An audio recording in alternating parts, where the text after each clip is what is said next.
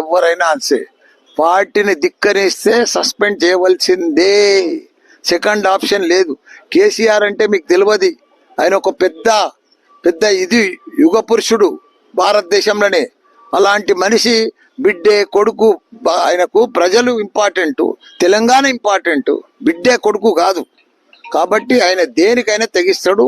అలాంటి మనిషి మనకు దొరకడమే, కేసీఆర్ లాంటి దొరకడమే మన అదృష్టం. అరే కాళేశ్వరం లేదు, ఏం లేదయా. నువ్వు 3 లక్షల మెట్రిక్ టన్నుల ధాన్యం పండించిన ఘనత కేసీఆర్ దయా. వీళ్ళేంది అంతా 3D సినిమా లెక్క డ్రామాలు ఆడుకుంటా కాళేశ్వరం అని, కూలిపోయిందని, అదని, ఇదంతా బక్వాసయా. ఏంది అది? కేసీఆర్ అంటే ఓ చరిత్ర, ఒక హిస్టరీ. భారతదేశంలో తెలంగాణలో ఒక ఆదర్శ రాష్ట్రంగా తీసుకుపోయిండు.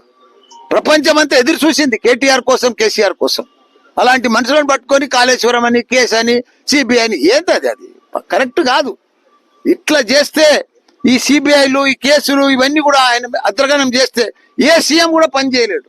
అంత గొప్ప సీఎంను పట్టుకొని ప్రపంచంలోనే ఎత్తైన ప్రాజెక్టు, లిఫ్ట్ ఇరిగేషన్ ప్రాజెక్టు కడితే దాంట్లో ఒక రెండు పిల్లలు పోతే కుంగిపోతే ఉంటున్నా. ఇంత పెద్ద వర్షాలకు ఎట్లుంది అది? కాళేశ్వరం కుంగిపోయిందా, కూలిపోయిందా? దాన్ని పట్టుకొని కాళేశ్వరం అనుకుంటా దాన్ని రకరకాల ఇబ్బంది పెట్టి ప్రజలకు నెల్లి ఇవ్వకుండా, అది చాలా బాధకరం. అరే అవుతుందా? ఎవరి కుటుంబంలో ఉంటాయి ప్రాబ్లమ్స్, వస్తాయి. ఏ ప్రాబ్లం ఎట్లరా? దేశమంతా వచ్చినాయి. దేశమంతా సస్పెండ్ చేయలేదా? వాళ్ళ బిడ్డలను, వాళ్ళ తమ్ములను, వాళ్ళ కాకాయలను, వాళ్ళ బామ్మర్దులను, దేశం అంతా అయింది. ఇది కొత్తగానా సస్పెండ్ చేసేది? ఎవరైనా పార్టీకి ధిక్కరిస్తే సస్పెండ్ చేస్తారు. చూసుకుంటే కూర్చుంటారా ఏంది? పార్టీ అరే సొంత కూతురు ఉండనని ఎవరైనా ఉండనయా? అరే చేస్తారా? అందుకే కదా